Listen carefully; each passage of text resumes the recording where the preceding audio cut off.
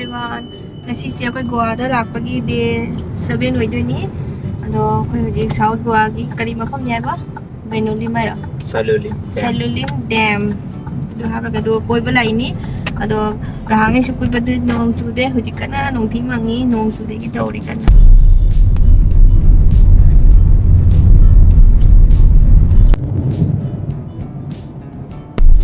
Jauh re koi 2 minutes. Jauh ra terus ya. 마 페이스 프로젝트 하영 나와서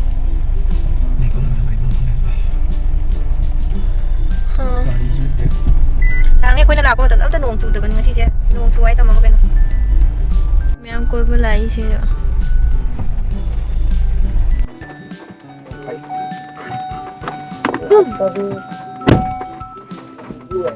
अखोई हजिक जौरे अदो केनो तौरी नोंग ताना हजिक हातक गाड़ी मुंग फमगा वेट तौरी नि नोंग हांगबा हांगे हांगनी 5 मिनिट चंगिन अइंगोदा हारे माने नोंग के बजासी ओ आई जिजे दिगब ते फोटो लवा ई तवदा ai angang sih kalau lagi nang canu paga lalu ro ada jenga lao nong cholu sunu pije cholan daga lo kare kamu ai mu chon ta lagi pi pora ma di kam phadu nong moi de pe phai lo cholo bara phang ba dong kami family ki adi thang le moi pulai ni moi men de ko ju ko ju le main course pulai ni angang ngai pe su puja re nya ba do dalam tena gari sih macam tidur dulu no saya entah hang aku sida market chalani pe leiba do gai kamai thau bani kamu no mama ga la no la o mama ga mama te mak pham chi la oh ya apa ba chalo popo goi mama ga pham chi la gai dau bang roi na aya na umbrella to poi dro na mai umbrella se tham me apko se tham me raincoat to kana to upoi cha roi haina roi ne comfortable roi ma haina do ni masa se raincoat utra di ha chola su chocha ni ki do ni 10 minutes to walk hai Sige. Ako na lai se 3 kilometer muki manung da market ma le du pe ma lai ru ga. Ong ga lai da ja roi to chin ra raincoat lai ga tra. Kamne phang da phang oi da che mu gya.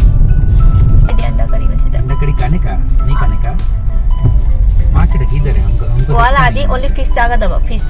9 plus खाना 9 plus इस shop में आया था कब देखा था Ase wei ra ne. हे मैं note तनी ले दो Kana khang lam ba su. दुबारा पिक्चर आएगा सी शॉप Kai umbrella kai. वो तो लटका है ना अम्ब्रेला Kya collect no. हम देखिए ना रेन कोट ले पापा Kai na to. Du mai hau na bi hau ga re mobile jing di se. Papa ga tang kung yu si ga mobile jing hau ri yong. Kuno papa di. Papa kai. Koi khunu gi papa kai. Dinna? Gai thau doi ra na. Ki mang na nu papa. Papa ho ji pe le ba chaki. Do lai ra pora ni nu chu kana ji thari. Ho ji mu si ga kham moi ja ang pani bu Goa se. Means kilometer se jam na lap ta bi 10 kilometer gi manung si ga 2 kilometer amna nong churam ni aku mu mathang cha padam nong churam ro. Kai no le se pe ni ga और raincoat का आई गया माँ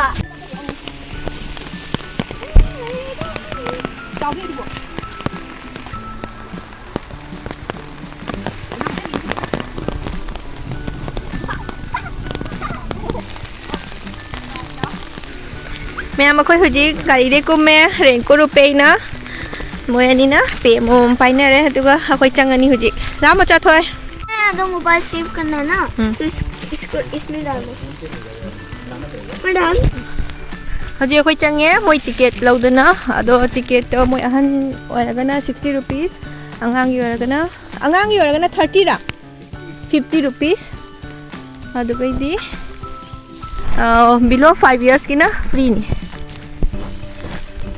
real जिंग मुना फजे camera से करी नोंगे फजबो वाले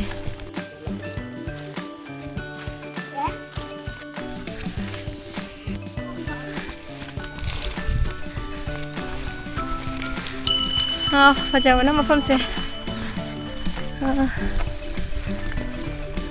मुझ garden फजना same ये मुझे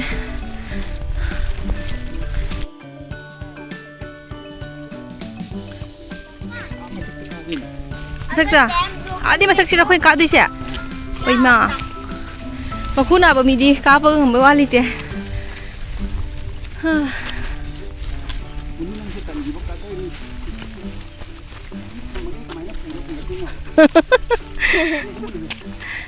Muna na, mamaga. Do mai ai, jao re.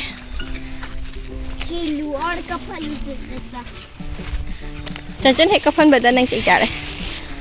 Mana nanti ni macam. Mau kagak deh, hasil na.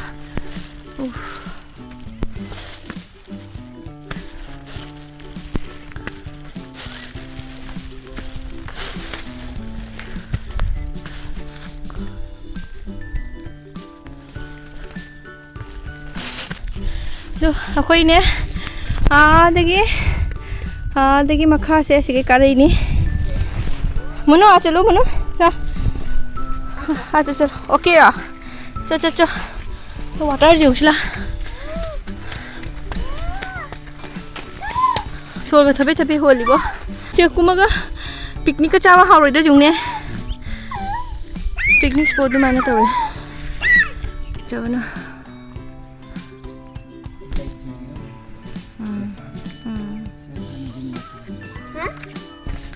nang deh hore ke jum charaga ai di khara ni koi ba go indi pami aduga kunchi chupadi leiba talli koi ba gi lakpadi yani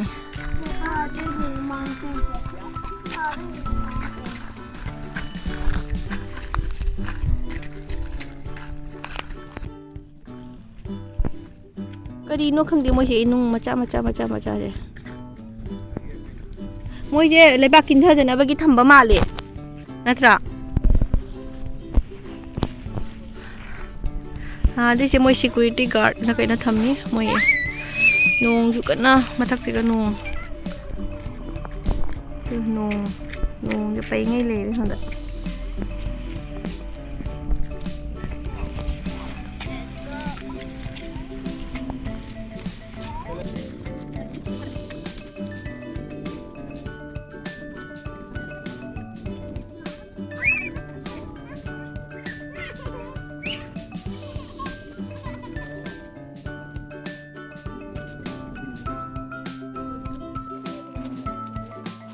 Misu kagala moi se ko halan handa mu tasala ni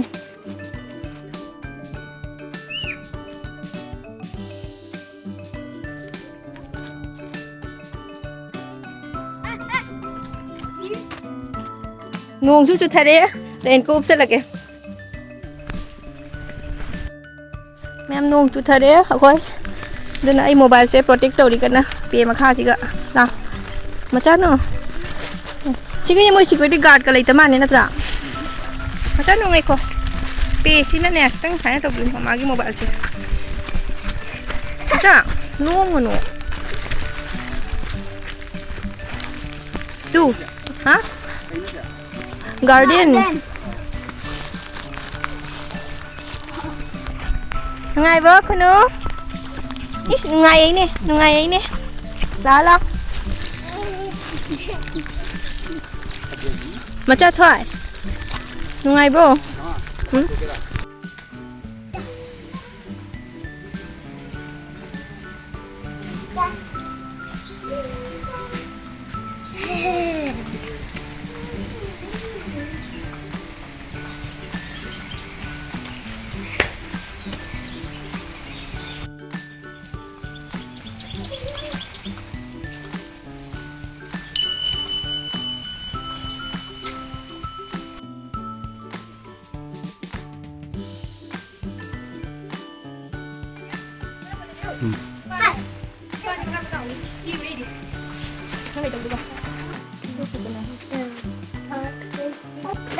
Aku je hal lagi na jum sigal kari ta kapun de to sukana churi ado film chara ge hal ni jum da ichanu pichu lakani na hari moi family do jum chal